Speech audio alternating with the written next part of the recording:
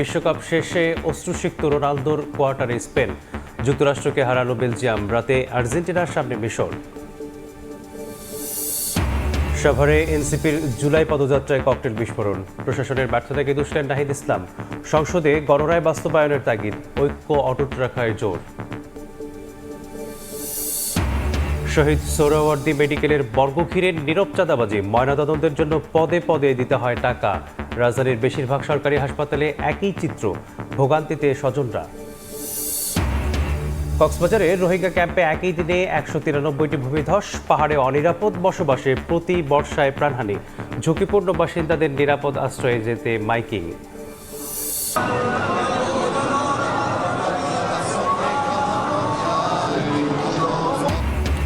Ayatollah খামেনির মরদেহ ইরানের পবিত্র ধর্মীয় নগরী কোমে শেষ বিদায় জানাতে লাখ লাখ মানুষের ঢল, বুধবারে নেওয়া হবে ইরাকের কারবালায়।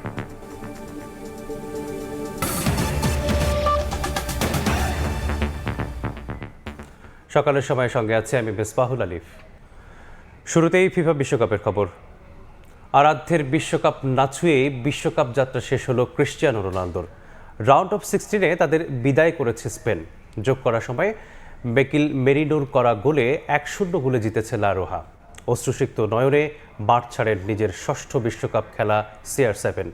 আগামী 11 জুলাই কোয়ার্টার ফাইনালে নামবে স্পেন। ডালাসে শেষ বাঁশি বাজতেই শেষ হলো একটা অধ্যায়। ওই অধ্যায়ে মিশে আছে কারো শৈশব কৈশোর, বেড়ে ওঠা কিংবা ফুটবলের প্রেমে পড়া। আর তাই তো স্পেন জিতলেও ক্যামেরার লেন্স তাক করা ছিল ক্রিস্টিয়ানো রোনালদোর দিকে। টানেল পেরোনোর শেষ পর্যন্ত দ্য গ্রেটেস্ট শো অন আর্থে কিংবদন্তির বিদায়। স্পেনের বিপক্ষে আন্ডারডগ হিসেবেই নেমেছিল পর্তুগাল।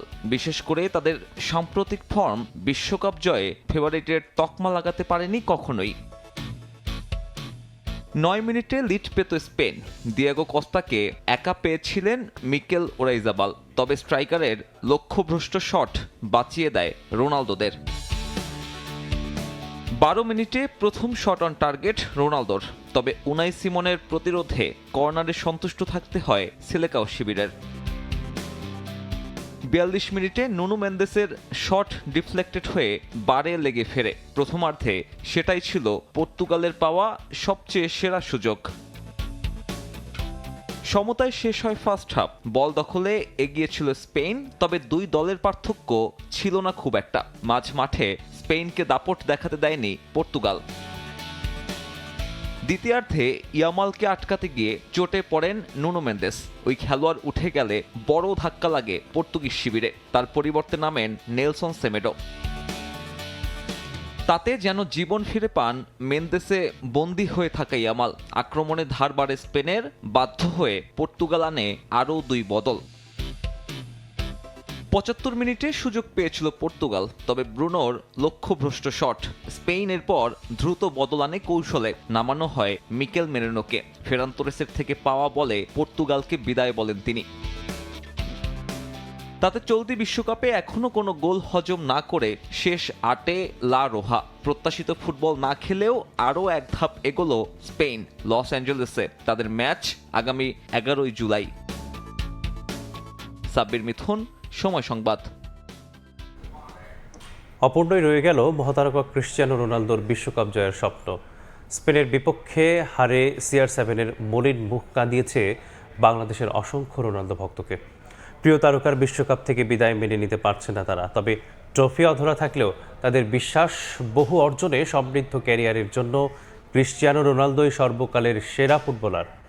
বিশ্বকাপ জিততে না পারলেও কোটি ভক্তের হৃদয়ে তিনি থাকবেন চিরকাল। বিশ্বকাপের মঞ্চে শেষ হয়ে গেল ক্রিস্টিয়ানো রোনালদো অধ্যায়। অধরাই থেকে গেল সেই পরম আরাধ্যের ট্রফি। স্পেনের বিপক্ষে শেষ মুহূর্তের এক গোলে হার, আর তাতেই থেমে গেল পর্তুগালের স্বপ্ন। মাঠে রোনালদোর মতোই TSC-তেও তখন কান্না আর হতাশা। এক পাশে স্পেন সমর্থকদের উল্লাস, অন্য পাশে রোনালদো ভক্তদের নীরবতা। কারণ এই হারের মধ্য দিয়ে বিশ্বকাপকে বিদায় জানালেন ফুটবল ইতিহাসের অন্যতম সেরা তারকা ক্রিস্টিয়ানো। নিজের আইডলের লাস্ট ওয়ার্ল্ড কাপটা এইভাবে মিস হয়ে যাবে, ভাবছিলাম যে এবার ওয়ার্ল্ড কাপটা পাইলে গোট ডিবেটটা ফাইনালি শেষ হয়ে যাবে। হাফ টাইমের পর থেকে খেলাটা পিছিয়ে গেছে, খেলতেই পারতেছে না। একবার খেলা ধরে যে রাখছে ফার্স্ট হাফে ওই রকম ধরে রাখতে পারেনি। আর্জেন্টিনা করেন, ব্রাজিল করেন, স্পেন করেন, যেই দলই করেন না কেন, রোনাল্ডো যে ভালো প্লেয়ার এটা আপনার স্বীকার করতেই হবে। ম্যাচ শুরুর আগে আত্মবিশ্বাসে ভরপুর ছিলেন পর্তুগালের সমর্থকরা। সময় যত গড়িয়েছে ততই বেড়েছে উৎকণ্ঠা। শেষ বাঁশি বাজতেই সেই অপেক্ষা বদলে যায় বিষাদে। কারো মতে নুনো মেন্দেসের চোট ম্যাচের মোড় ঘুরিয়ে দিয়েছে, কেউ বলছেন আক্রমণে সুযোগ নষ্ট আর দলীয় সমন্বয়ের অভাবেই পর্তুগালের বিদায়ের কারণ। তবে সব বিশ্লেষণের বাইরে সবচেয়ে বড় কষ্ট একটাই, বিশ্বকাপের মঞ্চে আর দেখা যাবে না ক্রিস্টিয়ানো রোনালদোকে। রোনালদোর জন্য মনে করেন সব কিছু খারাপ লাগা, পর্তুগাল জন্য না আসলে ভাই। মানে Ronaldo is the greatest player in the world. Ronaldo মানে আর কখনো পর্তুগালকে সাপোর্ট করা হবে না, এটাই শেষ। এইখানে পর্তুগালের গেঞ্জি আজকে পড়া হয়েছে, এটা দিয়ে পর্তুগালের অধ্যায় শেষ। বিশ্বকাপের অন্যতম কঠিন নকআউট লড়াই জিতে শেষ 8-এর টিকিট কেটেছে স্পেন। এ জয়কে শিরোপার পথে সবচেয়ে বড় বাধা পেরোনো বলেই মনে করছেন স্পেন সমর্থকরা। তাদের বিশ্বাস, এই ছন্দ ধরে রাখতে পারলে বিশ্বকাপ জয়ের স্বপ্ন আর খুব একটা দূরে নয়। ভালোই লাগছে ভাই, স্পেন জিতবে আমি ভাবছি ভাই, কারণ লামি ভালো একলাই 100 ভাই।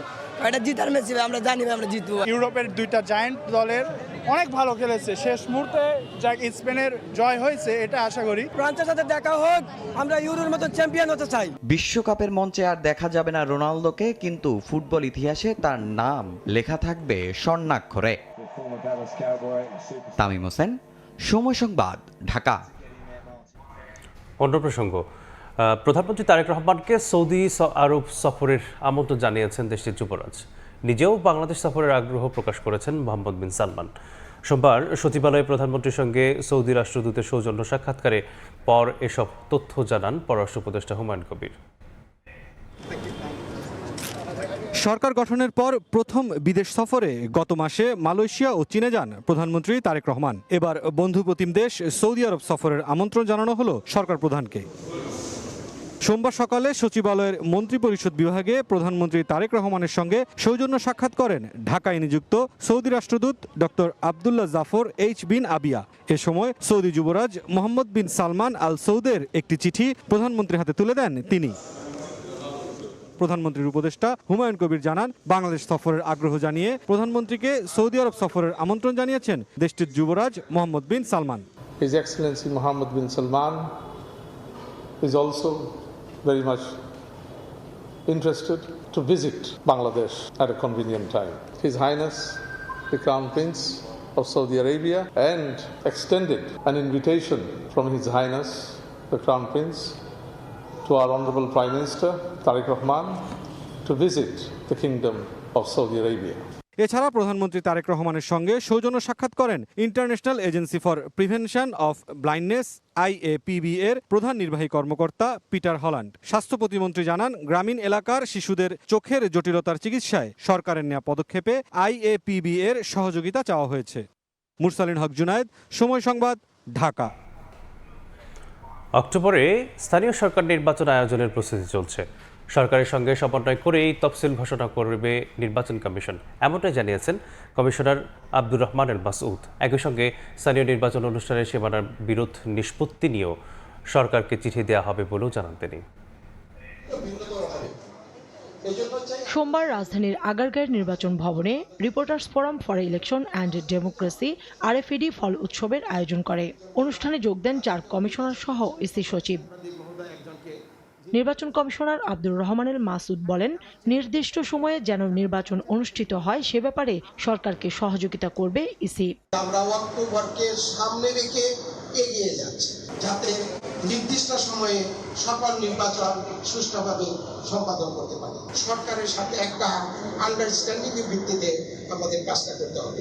সরকারকে আমরা নিশ্চয়ই চিঠি দিয়ে অবহিত করব যে আপনারা যে সমস্ত সীমানা বিরোধ আছে দ্রুত নিষ্পত্তি করুন। আগামী স্থানীয় সরকার নির্বাচন জাতীয় নির্বাচনের মতোই সফল হবে কমিশন সে ব্যাপারে আশাবাদী বলেও জানান কমিশনার আবুল ফজল মোহাম্মদ সানাউল্লাহ। স্থানীয় সরকার নির্বাচন অনুষ্ঠানের জন্য আমরা আমাদের পর্যায় থেকে প্রস্তুতি নেওয়া শুরু করেছি। জাতীয় নির্বাচনের মতো করেই ইনশাআল্লাহ খুব সুন্দরভাবে একটা ভালো নির্বাচন, স্থানীয় সরকার নির্বাচন আমাদের করতে হবে। গণমাধ্যমের সহযোগিতা ছাড়া সুষ্ঠু নির্বাচন করা সম্ভব নয়, সংবাদে মিসলিড যাতে না হয় সেদিকেও নজর দেওয়ার আহ্বান জানান কমিশনাররা। কাউসারা চৌধুরী, কুমু, সময় সংবাদ। অস্বাভাবিক কিংবা প্রশ্নবিদ্ধ যে কোনো মৃত্যুর প্রকৃত রহস্য উদ্ঘাটনের সবচেয়ে গুরুত্বপূর্ণ ধাপ ময়নাতদন্ত। কিন্তু সেই ময়নাতদন্তকে ঘিরে খোদ রাজধানীর সরকারি হাসপাতালগুলোতে চলছে নীরব চাঁদাবাজি। সোহরাওয়ার্দী মেডিকেল কলেজ হাসপাতালের মর্গে এলে যেন অসহায় স্বজনরা। অভিযোগ রয়েছে হাসপাতালের ফরেনসিক চিকিৎসক ও বিভাগীয় প্রধান মর্গ থেকে প্রতি মাসে নেন 30,000 টাকা। রাজধানীর সরকারি হাসপাতালের মর্গের বেহাল দশা নিয়ে খলিলুর রহমানের ছবিতে কামরুল হাসানের 2 পর্বের ধারাবাহিকের আজ দেখুন প্রথম পর্ব। যারা আসে তাদেরকে আমাদের হয়রানি করতে হয়। ফরেনসিকের বড় ম্যাডাম তাকে মাসে 30,000 টাকা করে দিতে হবে। এই 30,000 টাকা আমরা কইতে পাইছি, যারা লাশ নিয়ে আসে অবশ্যই তাদের থেকে নিতে হয় আমাদের। রাজধানীর সরকারি হাসপাতালগুলোর মর্গে ময়নাতদন্ত ঘিরে হয়রানির যেন শেষ নেই। অনিয়ম আর দুর্নীতি এখন অলিখিত নিয়ম। ভুক্তভোগীদের ভাষায় এ যেন মরেও শান্তি নেই। স্বজনদের দাবি, টাকা ছাড়া ময়নাতদন্তের কাজ এগোয় না। পদে পদে মর্গের সহকারীদের দিতে হয় চাঁদা। ময়নাতদন্তকে কেন্দ্র করে গড়ে উঠেছে একটি অনিয়মের চক্র। লাশ গ্রহণ থেকে শুরু করে সংরক্ষণ, ময়নাতদন্তের বিভিন্ন ধাপে নেওয়া হয় অবৈধ অর্থ। এতে সবচেয়ে বেশি ভোগান্তিতে পড়েন নিহতদের স্বজনরা। ময়নাতদন্ত প্রতি গুনতে হয় 6 থেকে 7,000 টাকা, কিংবা কখনো কখনো তারও বেশি। লাশটা নামাইতে ওনাদেরকে টাকা দিতে হয়, লাশটা উড়াইতে ওনাদের বক্সে দিতে হয়। সরকারি হসপিটাল হইয়া যদি টাকা চায় তাহলে আমরা কোথায় গিয়ে আমরা সেবাটা পাবো? বলছে যে 5-6 টাকা লাগবে এটা করতে। সবচেয়ে গুরুতর অভিযোগ শহীদ সোহরাওয়ার্দী মেডিকেল কলেজ হাসপাতালের ফরেনসিক মর্গকে ঘিরে। হাসপাতালটির মর্গে সহকারী হিসেবে আউটসোর্সিংয়ে একমাত্র নিয়োগপ্রাপ্ত জীবন ওরফে জানুলাল। আবার তার সহকারী হিসেবে রয়েছেন সেলিনা নামে বহিরাগত এক নারী। অভিযোগ রয়েছে মর্গের একচ্ছত্র আধিপত্য সেলিনা ও জীবনের হাতে। তাদের প্রশ্রয় দেন খোদ হাসপাতালের ফরেনসিক চিকিৎসক ও বিভাগীয় প্রধান ডাক্তার নাসাদ জাবিন। শুধু তাই নয়, সোহরাওয়ার্দীর মর্গে ময়নাতদন্ত করতে এলে স্বজনদের একটি তালিকা ধরিয়ে দেন জীবন, যা কিনতে হবে মর্গের কাছে গড়ে ওঠা দোকান থেকে। তাদের সাথে আছে বিনিময় চুক্তি। সোহরাওয়ার্দী হাসপাতালের মর্গে একটি বডি পোস্টমর্টম করতে গেলে ভুক্তভোগীর পরিবারের সদস্যদের এই ধরনের একটি লিস্ট ধরিয়ে দেওয়া হয় এবং সেখানে বলা হয় যে বাজারের ব্যাগ, রিন পাউডার, ডেটল সাবান সহ ইত্যাদি আনুষঙ্গিক যে দ্রব্য রয়েছে সেগুলো কিনে আনতে হয় এবং অভিযোগও রয়েছে সেসব পণ্য যে পোস্টমর্টমের কাজ সেই কাজে ব্যবহার হয় না এবং পরবর্তীতে আবারও এই ধরনের যে দোকান থেকে কেনা হয় সেখানেই ফেরত দেওয়া হয়। হাসপাতালটির মর্গের এসব অনিয়মের কারণ খুঁজতে মাঠে নামে সময় সংবাদ। পরিচয় গোপন রাখার শর্তে একজন তুলে ধরেন মর্গের ভেতরের অজানা রহস্য। হাসপাতাল আমাদের ফরেনসিকের বড় ম্যাডামকে মাসে 30,000 টাকা করে একজন দিতে হবে। তারা বড় ডিপার্টমেন্টের লোক দেখে তাদেরকে কেউ কিছু বলে না, আমাদেরকে খালি হয়রানি করবেন। আমরা টাকাটা কোথায় পাবো? যারা লাশ নিয়ে তাদের কাছ থেকে আদায় করতে হয়। আপনি যদি টাকা না দেন আপনি লাশ সেলাই করবো না, টানা দিয়ে ছেড়ে দিব। তখন ভয় দেখায়, তখন টাকা দেয়। এই কর্মচারীর বক্তব্যের সূত্র ধরে বেরিয়ে আসে আরো ভয়াবহ তথ্য। সোহরাওয়ার্দী হাসপাতালের মর্গে যারা কাজ করেন তারা সরকারি নিয়োগপ্রাপ্ত নন। অভিযোগ আছে মর্গের সহকারীদের চাপ দিয়ে মাসিক 30,000 টাকা আদায় করেন ফরেনসিক চিকিৎসক ডাক্তার নাসাদ জাবিন। আমরা কাজ করি, যে যা দেয় খুশি হয়ে ওটা দিয়ে আমাদের চলে, কেউ 500 দেয়, কেউ 100 দেয়। এ বিষয়ে আনুষ্ঠানিক বক্তব্য নিতে ডাক্তার নাসাদ জাবিনের মুখোমুখি হয় সময় সংবাদ।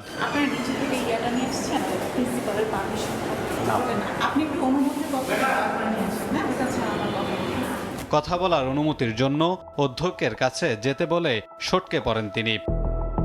সাংবাদিক পরিচয় পাওয়ার পর অধ্যক্ষ 2 দিন পর যেতে বলেন। আপনাকে ঘিরে কিছু অভিযোগ আসছিল তো, যদি একটু কথা বলতেন আমার সঙ্গে। এর প্রায় আধা ঘন্টা পর অধ্যক্ষের কক্ষ থেকে বের হন ডাক্তার নাসাদ জাবিন। অভিযোগগুলো তো আপনার বিষয় ম্যাম, আপনি যদি কথা না বলেন তাহলে আমি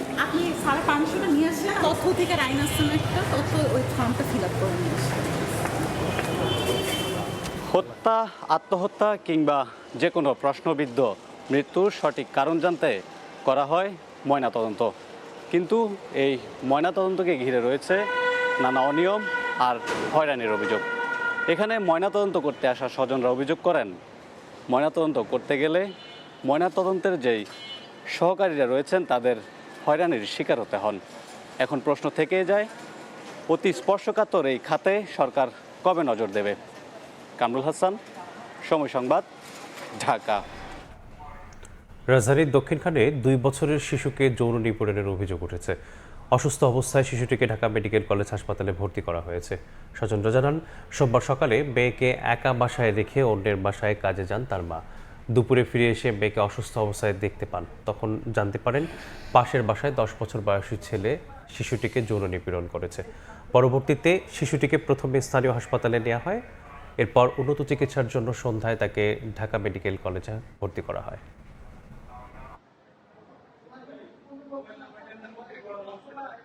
একটা 1:30টার দিকে ঘরে শোয়াই রাইহা একটা বাসায় কাজ করতে গেছিল। কাজ শেষ করে 2টার দিকে বাসায় আসছে।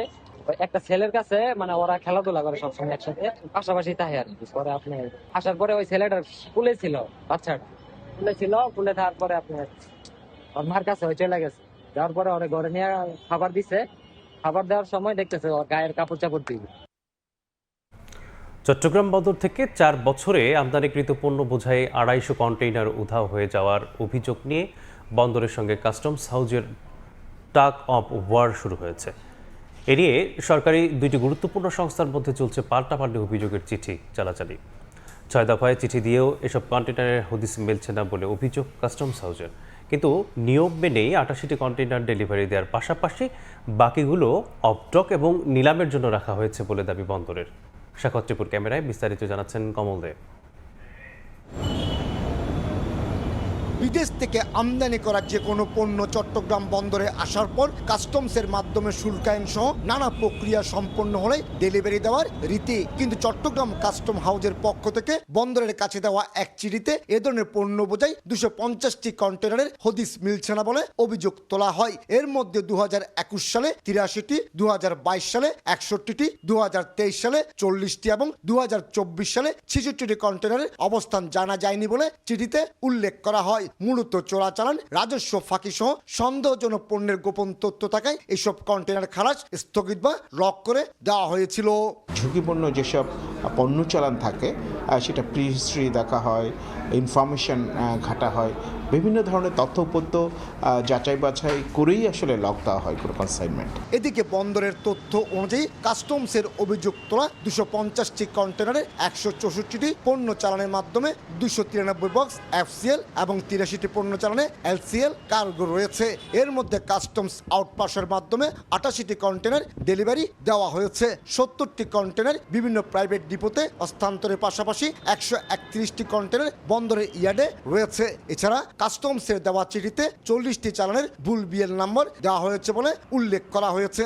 এমনকি একটি কন্টেনারও হারিয়ে যায়নি বলে দাবি বন্দরের এ কর্মকর্তার। এ নিয়ে সোমবার সন্ধ্যায় কাস্টমসকে চিঠিও দিয়েছে বন্দর কর্তৃপক্ষ। কোনো কন্টেনার বা পণ্য চালান মিসিং এই ধরনের কোনো বিষয় কিন্তু এখানে নেই। কাস্টমস কর্তৃপক্ষ কিছু নির্দিষ্ট পণ্য চালানের তথ্য আমাদের কাছে জানতে চেয়েছে, যার পরিপ্রেক্ষিতে আমরা বিস্তারিত তথ্য কাস্টমস কর্তৃপক্ষকে জানিয়েছি। আমদানিকৃত পণ্য বোঝাই কন্টেনার হদিস না পাওয়া নিয়ে বন্দর এবং কাস্টমসের এই চিঠি চালাচালিতে উদ্বিগ্ন বন্দর ব্যবহারকারী ব্যবসায়ীরা। এক্ষেত্রে মিথ্যা ঘোষণায় আমদানিকৃত পণ্য যেমন গায়েব করার নিয়ম নাই, তেমনি আমদানি করা কাঙ্ক্ষিত পণ্য না পেয়ে আমদানিকারকরা পড়ছে ক্ষতির মুখে। এই অবস্থায় ঊর্ধ্বতন কর্তৃপক্ষের মাধ্যমে বিশদ অনুসন্ধান ও তদন্তের মাধ্যমে জটিল এই পরিস্থিতির সুরাহা চান ব্যবসায়ী নেতারা। কন্টেনার উধাও হওয়ার পেছনে দুষ্টচক্র থাকতে পারে এবং এই দুষ্টচক্রের সাথে কারা জড়িত, এর পিছনে কারা ইনভলভ, এটা তো আইন শৃঙ্খলা রক্ষা বাহিনীকে বলতে হবে। চোরাচালানির সাথে যুক্ত আছে তারা কিন্তু অনেক সময় কন্টেনারের যে পণ্য, সেটা যে পণ্য নিয়ে আসে সেই পণ্যটা সাধারণত তারা ডিক্লেয়ার দেয় না। আমরা যারা ব্যবসায়ী আছে আমরাও চাই এই ধরনের যে জটিলতাগুলো আছে ভবিষ্যতে যেন না হয়। বছরে চট্টগ্রাম বন্দরের মাধ্যমে আমদানি রপ্তানি পণ্য বোঝাই 34 থেকে 35 লাখ কন্টেনার হ্যান্ডেলিং হয়। এসব কন্টেনার বন্দরের প্রবেশ কিংবা ডেলিভারি নিতে অতিক্রম করতে হয় অন্তত 4 স্তরের নিরাপত্তা বলয়। এমনকি চোরাচালান কিংবা শুল্ক ফাঁকি দিতে মিথ্যা ঘোষণার সন্দেহ হলে এসআইকুডা ওয়ার্ল্ড সিস্টেম সফটওয়্যারের পণ্যের ডেলিভারি আটকে দিয়ে কায়িক পরীক্ষা করে কাস্টমস কর্তৃপক্ষ। কমল দে, সময় সংবাদ, চট্টগ্রাম। পাথর আমদানি নির্ভর পঞ্চগড়ের বাংলাবান্ধা স্থলবন্দরে ধারাবাহিকভাবে বেড়েছে রপ্তানিও। ভারত ও নেপালে রপ্তানি হচ্ছে কৃষিপণ্য, শিল্পের কাঁচামাল, খাদ্য, পানীয় এবং ভোগ্যপণ্য। এই বন্দরটি দিয়ে সবচেয়ে বেশি নেপালে রপ্তানি হচ্ছে পশুখাদ্য। বন্দর ব্যবহারকারীদের দাবি, রপ্তানিযোগ্য পণ্যের পরিধি বাড়াতে সরকারি নীতিগত সহায়তা ও নতুন উদ্যোগ নেওয়া হলে বাণিজ্য বাড়ার পাশাপাশি কয়েক গুণ বাড়বে রাজস্ব আয়। সোহাগ হায়দারের রিপোর্ট, থাকছে বিস্তারিত। মহাসড়ক জুড়ে পাথরসহ পণ্যবাহী ট্রাকের দীর্ঘ সারি। একদিকে ভিনদেশি ট্রাকে ভারত ও ভুটান থেকে বোল্ডার পাথর আমদানি হচ্ছে, অন্যদিকে বাংলাদেশ থেকে ভারত ও নেপালে রপ্তানি হচ্ছে বাংলাদেশি বিভিন্ন পণ্য। এতে বন্দর এলাকায় ফিরেছে কর্মচাঞ্চল্য। পাথর আমদানি নির্ভর পঞ্চগড়ের বাংলাবান্ধা স্থলবন্দরে প্রতিদিন 150 থেকে 200 ট্রাকে পাথরসহ নিত্য প্রয়োজনীয় বিভিন্ন পণ্য আমদানি হলেও এবার রপ্তানিতেও গুরুত্বপূর্ণ ভূমিকা পালন করছে। বর্তমানে অর্ধশতাধিক ট্রাকে ভারত ও নেপালে রপ্তানি হচ্ছে কৃষিপণ্য, পাট, পাটজাত পণ্য, শিল্পের কাঁচামাল, খাদ্য, পানীয় ও ভোগ্যপণ্য। এর মধ্যে সবচেয়ে বেশি নেপালে রপ্তানি হচ্ছে পশুখাদ্য হিসেবে ব্যবহৃত সয়াবিন মিল। বন্দরটি দিয়ে আমদানির পাশাপাশি আরও বিভিন্ন পণ্য রপ্তানির সরকারি অনুমোদন ও নতুন উদ্যোগ নেওয়া হলে রাজস্ব আয় কয়েক গুণ বাড়বে বলে মনে করছেন আমদানিকারক, রপ্তানিকারক ও সিএনএফ এজেন্টরা। এই অর্থবছরে আমাদের ব্যবসা আমদানি ও রপ্তানি এর মান খুবই ভালো। পণ্যগুলা যদি যায়, সরকার যদি আমাদের উদ্যোগ নেয়, যদি এই পোর্টের দিকে একবার লক্ষ্য করে, তাহলে আগের থেকে অনেকটাই উন্নত হবে। বন্দর সংশ্লিষ্টরা বলছেন, গুরুত্বপূর্ণ এই বন্দরটি বিভিন্ন সময় নানা প্রতিবন্ধকতার মুখে পড়লেও বর্তমানে মোট কার্যক্রমের 60% বেশি রপ্তানি কেন্দ্রিক হয়ে উঠেছে। সবচেয়ে আশার কথা হচ্ছে আমাদের রপ্তানি ক্ষেত্রে যথেষ্ট অগ্রগতি হয়েছে, যা 24-25 অর্থ বছরের তুলনায় 25-26 অর্থ বছরের রপ্তানি প্রায় 60% বেশি বৃদ্ধি পেয়েছে। বাংলাবান্ধা স্থল বন্দরের কাস্টমের তথ্য অনুযায়ী পাথর সহ বিভিন্ন পণ্যের আমদানি রপ্তানি থেকে 2024-25 অর্থ বছরে রাজস্ব আদায় হয় 166 কোটি 79 লাখ টাকা, আর 2025-26 অর্থ বছরে 230 কোটি 25 লাখ টাকার লক্ষ্যমাত্রার বিপরীতে রাজস্ব আদায় হয়েছে 424 কোটি 63 লাখ টাকা। সোহাগ হায়দার, সময় সংবাদ, পঞ্চগড়। কক্সবাজারের রোহিঙ্গা ক্যাম্পে একই দিনে 193টি ভূমিধস হয়েছে। পাহাড়ে অনিরাপদ বসবাসের কারণে প্রতি বর্ষাতেই ভূমিধস, প্রাণহানি এবং ঘরবাড়ির ক্ষয়ক্ষতি ঘটছে। এর ফলে চরম আতঙ্ক ও নিরাপত্তাহীনতায় দিন কাটাচ্ছেন রোহিঙ্গারা। অনেক লার্নিং সেন্টারের ঘর পরিত্যক্ত হওয়ায় আশ্রয় নিতে পারছেন না রোহিঙ্গারা। এদিকে আগামী 3 দিন ভারী থেকে অতি ভারী বৃষ্টির পূর্বাভাস দিয়েছে স্থানীয় আবহাওয়া অফিস। বিস্তারিত জানাচ্ছেন সুজাউদ্দিন রুবেল। টানা ভারী বর্ষণে কক্সবাজারের রোহিঙ্গা ক্যাম্পগুলোতে ঘটছে ভয়াবহ ভূমিধস। একদিনে 33টি ক্যাম্পে ঘটে মোট 193টি ভূমিধস। এতে বাড়ছে প্রাণহানির আতঙ্ক। আবহাওয়া অধিদপ্তর জানিয়েছে, গত 24 ঘন্টায় কক্সবাজারে 277 মিলিমিটার বৃষ্টিপাত রেকর্ড করা হয়েছে, যা স্বাভাবিক মাত্রার তুলনায় অনেক বেশি, এবং অতি ভারী বৃষ্টির সীমা 89 মিলিমিটার ছাড়িয়ে গেছে। এমন বৃষ্টি আরও কয়েকদিন অব্যাহত থাকবে। এতে ভূমিধসের ঝুঁকি আরও বাড়তে পারে বলে সতর্ক করা হয়েছে। বায়ুচাপের তারতম্যের রাজির কারণে প্রচুর পরিমাণে মেঘ তৈরি হচ্ছে এবং এর কারণে আমাদের ভারী বৃষ্টিপাতের যে আশঙ্কা আছে, পরবর্তী 3 দিনের জন্য সতর্কবার্তা দেওয়া আছে। এবং এই সময় ভারী বৃষ্টিপাত হলে সেটাতে অবশ্যই যে পাহাড়ি এলাকায় ভূমিধসের আশঙ্কা সেটা অবশ্যই থেকে যায়। ক্যাম্প 9 থেকে 15 পর্যন্ত এলাকা সবচেয়ে বেশি ভূমিধস ও দুর্যোগ ঝুঁকিতে রয়েছে। এসব ক্যাম্পে বসবাস করছেন 1,50,000 মানুষ। পাহাড়ে অনিরাপদ বসবাসের কারণে প্রতি বর্ষাতেই ভূমিধস, প্রাণহানি ও ঘরবাড়ি ক্ষয়ক্ষতি ঘটছে। ফলে সবসময় চরম আতঙ্ক ও নিরাপত্তাহীনতায় দিন কাটাচ্ছেন রোহিঙ্গারা। আর গড়তে গেলে আর রাখিয়াও বেশি ডর লাগে, জব দিলে বদরে ফার বাই যাবে, পঞ্চায়েত আছে লুসনো খাঞ্জা আমাদের বেশি বাই যাবে, খাঞ্জা বেশি লাগি তো বেশি সমস্যা হয়। এটা আমার তো বেশি ডর লাগে খাঞ্জার মধ্যে। ফায়ার সার্ভিস জানিয়েছে, রোহিঙ্গা ক্যাম্পের মাঝি ও স্বেচ্ছাসেবকদের মাধ্যমে নিয়মিত সচেতনতা কার্যক্রম চালানো হচ্ছে। মাইকিং করে ঝুঁকিপূর্ণ বাসিন্দাদের ভারী বৃষ্টিপাতে দ্রুত নিরাপদ আশ্রয়ে যেতে সতর্ক করা হচ্ছে। মাইকিং এবং সচেতন করছি, যদি অতি ভারী বর্ষণ হয়, টানা বর্ষণ হয়, যেন শেল্টারে দ্রুত চলে যায়। এভাবে আমাদের জনসচেতনমূলক কার্যক্রম চলমান ছিল এবং চলমান আছে। আমাদের যে ইকুইপমেন্টগুলো আছে আমরা সর্বোচ্চ প্রস্তুত রেখেছি। আমাদের টিমটাও রেডি আছে, যে কোনো সময় যে কোনো প্রয়োজনে আমরা কাজ করব। তবে শরণার্থী ত্রাণ ও প্রত্যাবাসন কমিশন বলছে, অর্থ সংকটে ক্যাম্পের অনেক লার্নিং সেন্টার এখন আশ্রয় কেন্দ্র হিসাবে ব্যবহারের অনুপযোগী হয়ে পড়েছে। আর্থিক সংকটের কারণে লার্নিং সেন্টারগুলো প্রায় এগুলো অবস্থা ভালো না। ফলে আত্মীয় স্বজনের ঘরবাড়িতে কিংবা কিছু কমিউনাল স্পেসে আমরা ওদেরকে সরিয়ে নেওয়ার চেষ্টা করছি। এরই মধ্যে পাহাড় ধসের উচ্চ ঝুঁকিতে থাকা 489টি রোহিঙ্গা পরিবারকে সরিয়ে নিতে কাজ শুরু করেছে শরণার্থী ত্রাণ ও প্রত্যাবাসন কমিশন। সুজাউদ্দিন রুবেল, সময় সংবাদ, কক্সবাজার। টানা বৃষ্টিতে বান্দরবানে দেখা দিয়েছে পাহাড় ধসের শঙ্কা। এছাড়াও সাঙ্গু নদী ও বিভিন্ন ছোট ছোট ঝিরির পানি বেড়ে যাওয়ায় তিন্দু, রেমাক্রি ও নাফাখুম এলাকায় আটকা পড়েছেন পর্যটকরা। 10 জুলাই পর্যন্ত বন্ধ ঘোষণা করা হয়েছে জেলার সব পর্যটন কেন্দ্র। এ নিয়ে বিস্তারিত জানাতে বান্দরবান থেকে সরাসরি যুক্ত হচ্ছেন রিপোর্টার NA জাকির।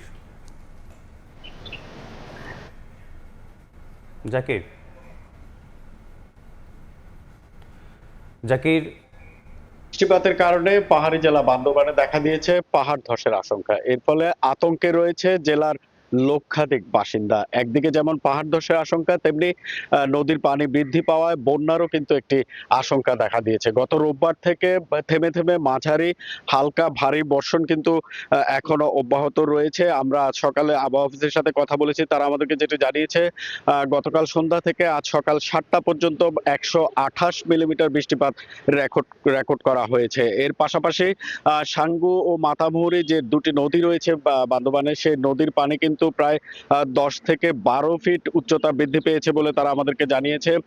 এছাড়াও বান্দরবানের রেমাক্রি, থানচি, তিন্দু এলাকায় নদীর পানি এবং বিভিন্ন ঝিরি ঝর্ণার পানি, ছড়ার পানি বেড়ে যাওয়ায় সেখানে বেড়াতে যাওয়া পর্যটকরা কিন্তু আটকা পড়েছে। এবং আরেকটা বিষয়, গতকাল রাতে বান্দরবানের সার্বিক পরিস্থিতি, ভারী বর্ষণের কারণে বান্দরবানের যে পর্যটন কেন্দ্রগুলো রয়েছে, প্রশাসনের পক্ষ থেকে সবগুলো পর্যটন কেন্দ্র আগামী 10 জুলাই পর্যন্ত বন্ধ ঘোষণা করা হয়েছে। পরিস্থিতি স্বাভাবিক না হওয়া পর্যন্ত এই নিষেধাজ্ঞা বলবৎ থাকবে বলে জেলা প্রশাসন আমাদেরকে জানিয়েছে। এছাড়াও আরেকটি বিষয় যেটি জানিয়ে রাখি, টানা বৃষ্টিপাতের কারণে কিন্তু জনজীবন বিপর্যস্ত হয়ে পড়েছে। কর্মক্ষেত্রে কর্মজীবী মানুষরা কিন্তু কর্মক্ষেত্রে যাওয়ার ক্ষেত্রে ভোগান্তিতে পড়েছে। এবং যেহেতু পাহাড়ি এলাকা, বিভিন্ন জায়গায় কিন্তু বড় বড় গাছ ডালপালা ভেঙে বিদ্যুতের সংযোগ বিচ্ছিন্ন হয়ে যাচ্ছে। প্রায় সময় বিদ্যুৎবিহীন থাকছে বিভিন্ন হাজার হাজার পরিবার। বিভিন্ন উপজেলাতেও কিন্তু একই অবস্থা, বিদ্যুৎ থাকছে না। এবং বিভিন্ন জায়গায় কিন্তু পাহাড়ের মাটি ধসে পড়ার কারণে অভ্যন্তরীণ যে সড়কগুলো রয়েছে, সেই সড়কগুলিতেও যান চলাচল মাঝে মাঝে ব্যাহত হচ্ছে। কিন্তু আমরা উপজেলা প্রশাসনের সাথে কথা বলেছি, তারা যেটি জানিয়েছে যে সেনাবাহিনী, পুলিশ, ফায়ার সার্ভিস কর্মীদের সহায়তায় তারা কিন্তু সাথে সাথেই সেটি আবার সচল করার চেষ্টা করছে। তো এক কথায় বলা চলে, টানা 3 দিনের ভারী বর্ষণ অব্যাহত থাকায় পাহাড়ি জেলা বান্দরবানের জনজীবন একেবারেই বিপর্যস্ত। আবহাওয়া অফিস জানিয়েছে আগামী 24 ঘন্টাও এই বৃষ্টিপাত অব্যাহত থাকতে পারে। তো এই ছিল আমার কাছে বান্দরবানের পাহাড় ধস ও বৃষ্টি নিয়ে সবশেষ খবর। সরাসরি যুক্ত ছিলাম বান্দরবান থেকে। বর্ষা এলেই ভাটির জনপদে আতঙ্ক হয়ে ধরা দেয় উজানের ঢল। ফল ফসলের ক্ষেত ভাসিয়ে মানুষের আশ্রয়টুকু কেড়ে নেয় নদী ভাঙন। বর্ষার ঢল আর ঘূর্ণিপাকে সর্বশান্ত হয়ে পড়ে অনেক মানুষ।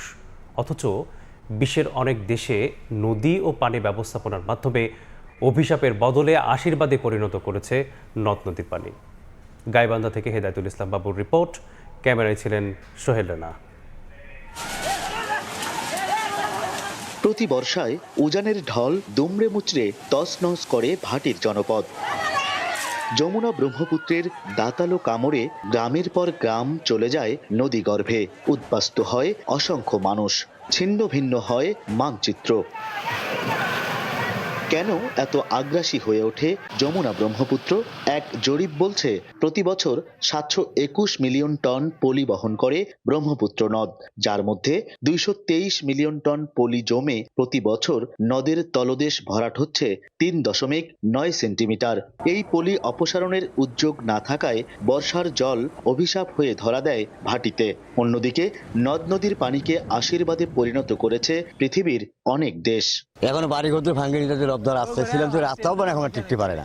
তো আমরা নদী এলাকার লোক কি করবো, আমরা অসহায়।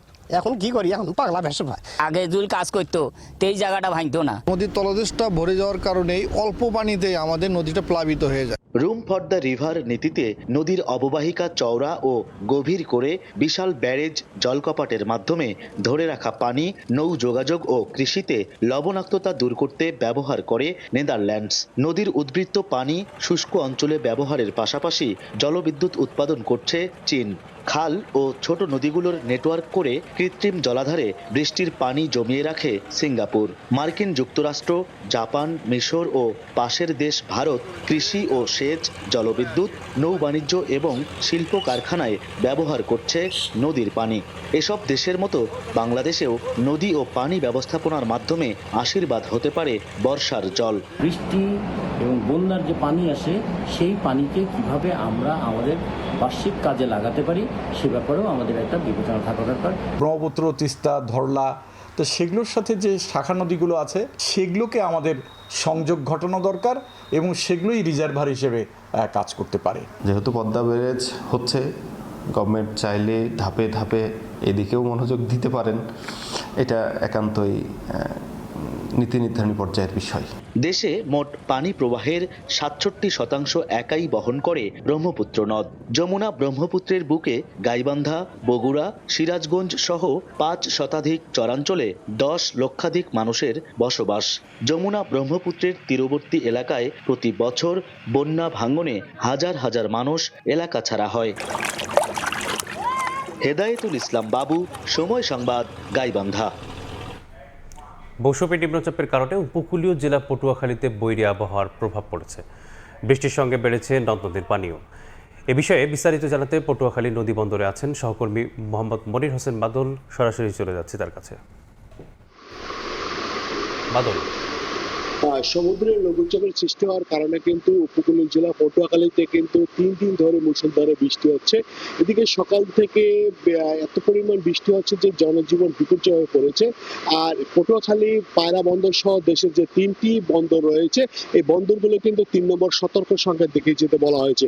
আমরা দেখতেছি যে এই বিষয়ে কিন্তু পটুয়াখালী যে আবহাওয়া অফিসের সাথে কথা বলেছি, তারা যে বিষয়টা জানিয়েছে গত 24 ঘন্টায় কিন্তু পটুয়াখালীতে 102 মিলিমিটার বৃষ্টিপাত রেকর্ড করা হয়েছে। আর এত পরিমাণ বৃষ্টিপাত হয়েছে যে মানুষ ঘর থেকে বের হতে পারছে না। আর এই যে সমুদ্রের লঘুচাপের কারণে কিন্তু সমুদ্র উত্তাল রয়েছে।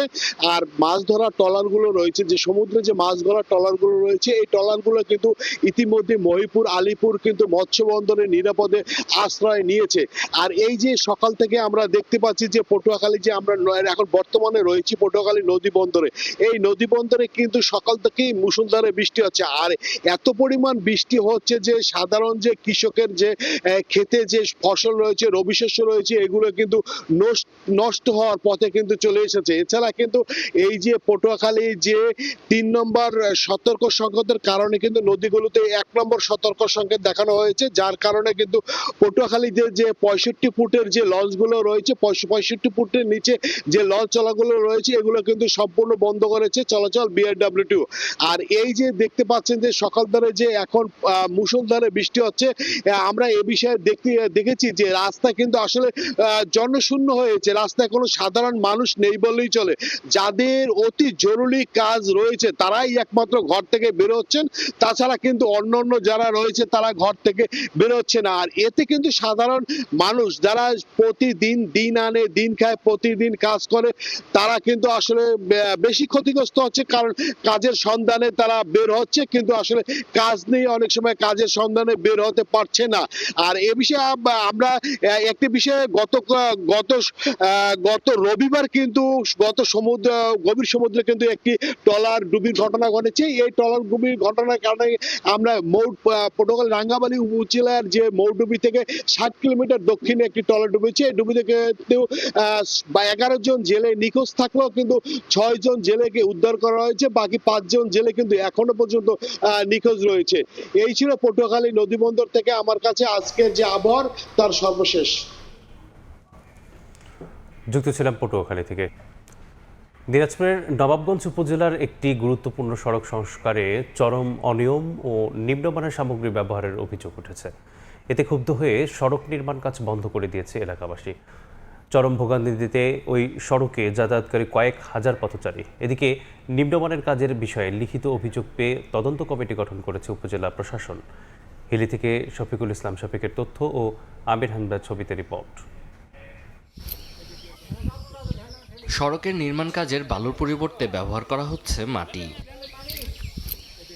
দিনাজপুর নবাবগঞ্জ শালকুড়িয়া ইউনিয়নের ফুটানি মোড় এলাকা থেকে খায়রুলের বাড়ি পর্যন্ত প্রায় 2 কিলোমিটার রাস্তা নির্মাণের কাজ শুরু করে ঠিকাদারি প্রতিষ্ঠান রাজশাহী বরেন্দ্র কনস্ট্রাকশন। তবে সড়ক সংস্কারের নানা অনিয়মের অভিযোগ তুলে কাজ বন্ধ করে দেয় স্থানীয়রা। এতে শুষ্ক আবহাওয়ায় প্রচণ্ড ধুলাবালি আর সামান্য বৃষ্টিতে খানাখন্দ সৃষ্টি হওয়ায় ভোগান্তিতে রয়েছেন কয়েক হাজার পথচারী। যানবাহন চলাচলও প্রায় বন্ধ হওয়ায় সবচেয়ে বেশি ভোগান্তিতে স্কুল কলেজের শিক্ষার্থী, ব্যবসায়ী ও অসুস্থ রোগীরা।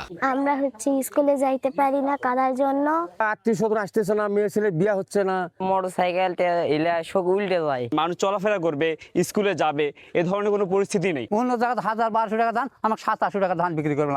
বালি ফেলার জন্য কন্ট্রাক্টর লোক পাঠাইছিল, কিন্তু এই বালি ছিল না, এগুলা ছিল হচ্ছে মাটি। তবে অনিয়মের অভিযোগ অস্বীকার করে সংশ্লিষ্ট ঠিকাদার প্রতিষ্ঠান। আর নিম্নমানের সামগ্রী দিয়ে কোনো প্রকার কাজ করার সুযোগ নেই জানিয়ে অভিযোগের বিষয়ে তদন্ত কমিটি গঠন করা হয়েছে জানান সংশ্লিষ্ট কর্মকর্তা। এই অভিযোগটা সম্পূর্ণই একটা ভিত্তিহীন, মাল তো ওখানে ফেলাই আছে, সবার চোখে দেখা জিনিস। ঠিকাদার সাহেবকে আমরা চিঠিও দিয়েছি যে 2-3 গাড়ি বালু উনি ফেলাইছে বেডে, সেটা অপসারণ করে নতুন করে বালু ফেলবে। এটা তদন্ত করা হবে এবং যদি কোনো ধরনের অনিয়ম পাওয়া যায় সেক্ষেত্রে আইনানুগ ব্যবস্থা নেওয়া হবে। এলজিইডির অধীনে 2 কিলোমিটার এই সড়ক নির্মাণে ব্যয় ধরা হয়েছে 2,20,00,000 টাকা। সময় সংবাদ, হিলি। ঠাকুরগাঁওয়ে বছরের পর বছর ধরে পরিত্যক্ত অবস্থায় বিদ্যুৎ বিক্রয় ও বিতরণ বিভাগ নেসকোর আবাসিক ভবনগুলো। পরিত্যক্ত হয় সবগুলো দরজা জানালা খুলে নিয়ে গেছে দুর্বৃত্তরা। ফাঁকা ভবনগুলো পরিণত হয়েছে মাদকসেবীদের আড্ডাখানা আর অসামাজিক কার্যক্রমের নিরাপদ আস্তনায়। এমন অবস্থা দেখেও কোনো রকমে দায় সারার চেষ্টা করছে কর্তৃপক্ষ। রুবেল ইসলামের ছবিতে বিস্তারিত থাকছে জিয়াউর রহমান বকুলের রিপোর্টে। জেলা শহর থেকে 5 কিলোমিটার পথ পাড়ি দিলেই ঠাকুরগাঁও স্টেশন রোড এলাকায় চোখে পড়বে পরিত্যক্ত ভবনগুলোর। বিদ্যুৎ বিক্রয় ও বিতরণ বিভাগ নেসকোর আবাসিক জায়গাটি এক সময়ের কর্মচাঞ্চল্য থাকলেও এখন যেন শুনশান নীরবতা। একটা সময় সরকারি কর্মকর্তাগণ তাদের পরিবার পরিজন নিয়ে এই ভবনগুলোতে বসবাস করত, তবে সংস্কারের অভাবে ধীরে ধীরে ভবনগুলো ছেড়ে দেন তারা। পরবর্তীতে কয়েক বছর ধরে এই ভবনগুলো পরিত্যক্ত অবস্থায় পড়ে থাকায় এখানে মাদকের আড্ডাসহ সব কিছু চুরি করে নিয়ে গেছে চোরেরা। নেসকোর দেয়া তথ্য বলছে ওই এলাকায় 1964 সালে 37 একর জমির উপর বিদ্যুৎ উপকেন্দ্র চালু হলে কর্মকর্তা কর্মচারীদের জন্য নির্মাণ করা হয় এই ডরমেটরি।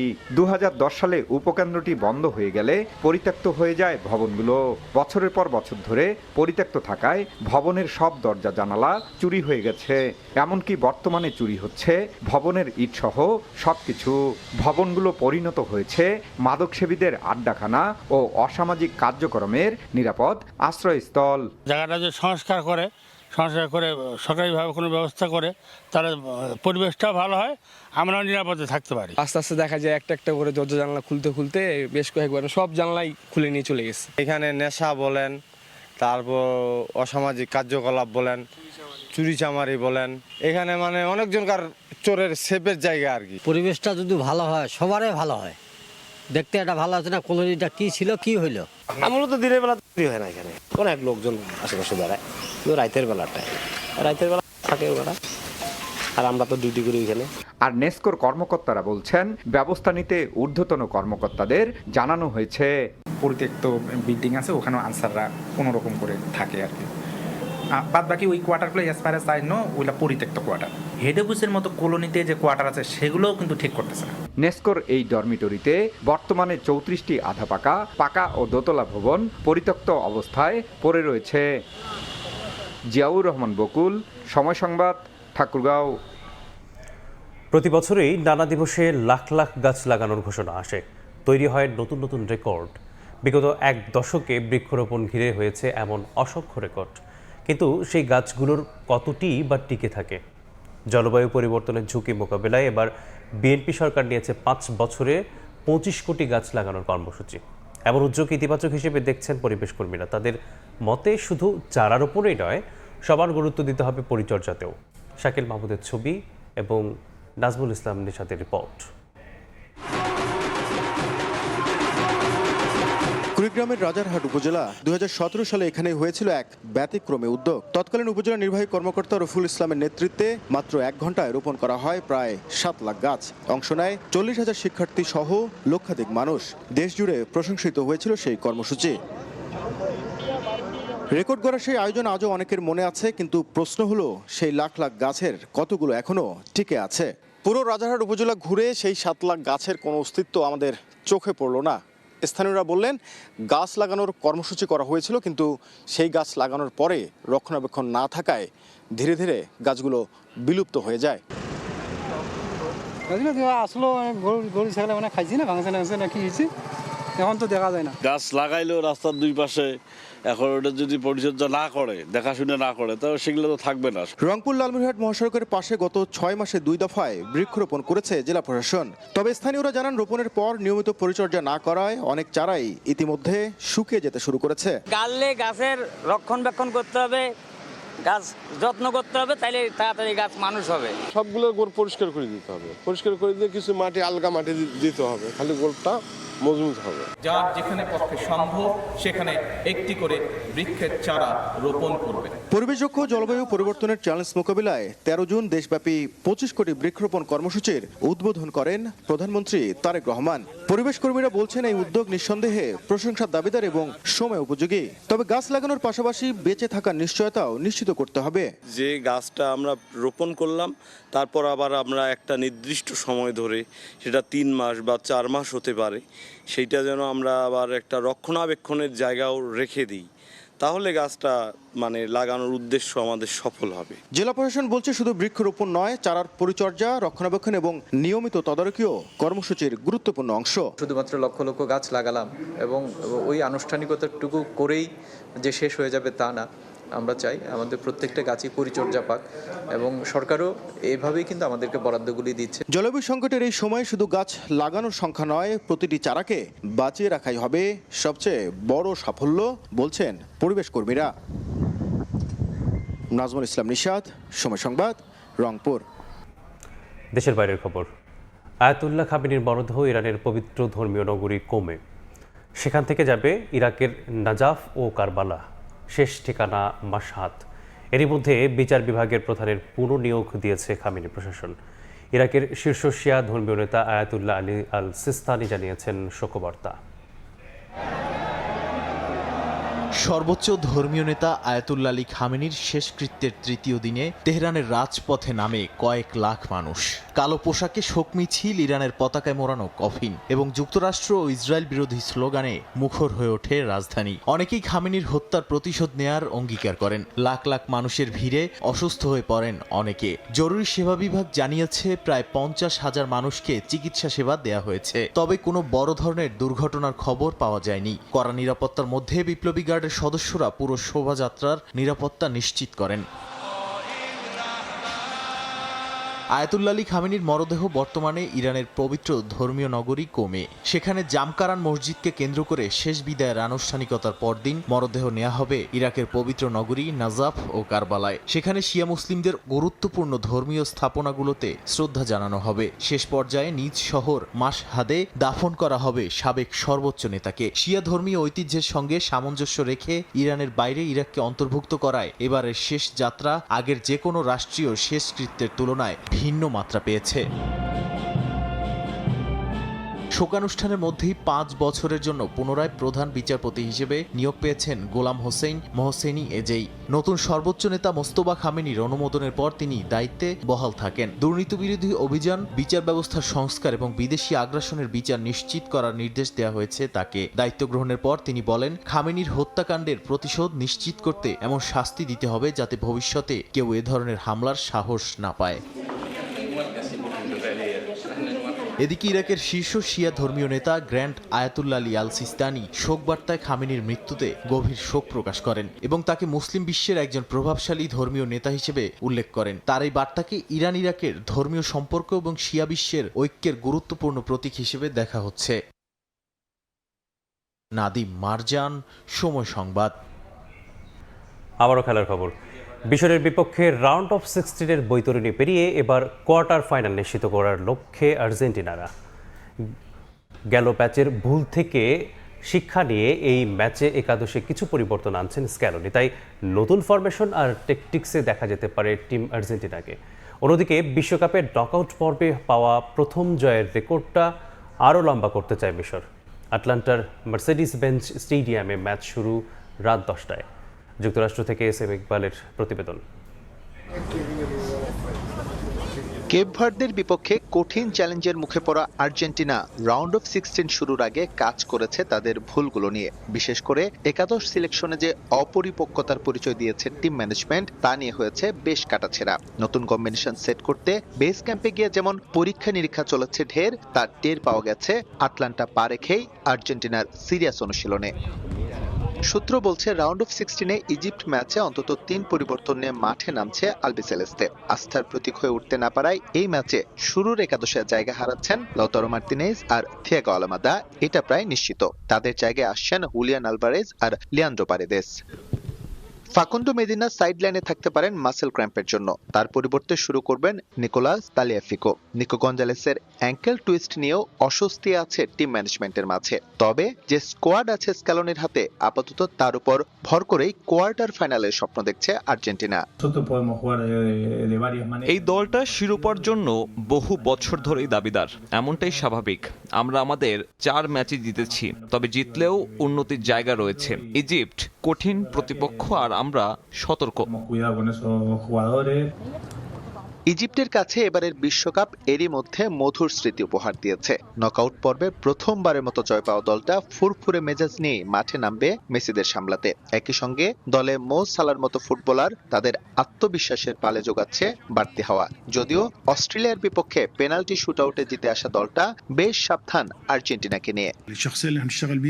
দিন শেষে আর্জেন্টিনার ডিফেন্ডিং চ্যাম্পিয়ন, তাদের প্রতি পূর্ণ সম্মান। তবে সম্মান রেখেই বলছি, আমাদেরও নিজস্ব ধরন আছে। তাদের শক্তির জায়গা জানি এবং সামলাতেও প্রস্তুত।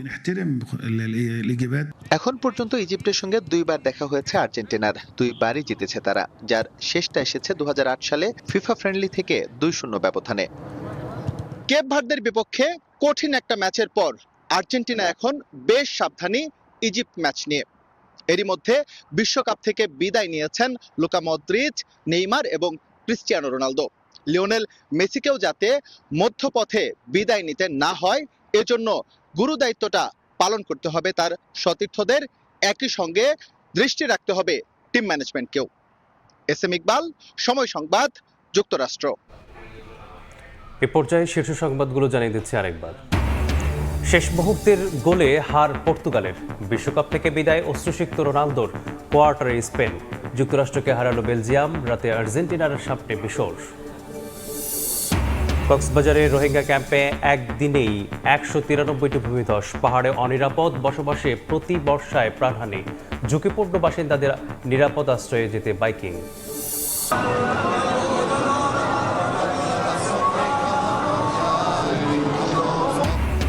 আয়াতুল্লাহ খামেনির মরদেহ ইরানের পবিত্র ধর্মীয় নগরী কোমে শেষ বিদায় জানাতে লাখ লাখ মানুষের ঢল। বুধবার নেওয়া হবে ইরাকের কারবালায়।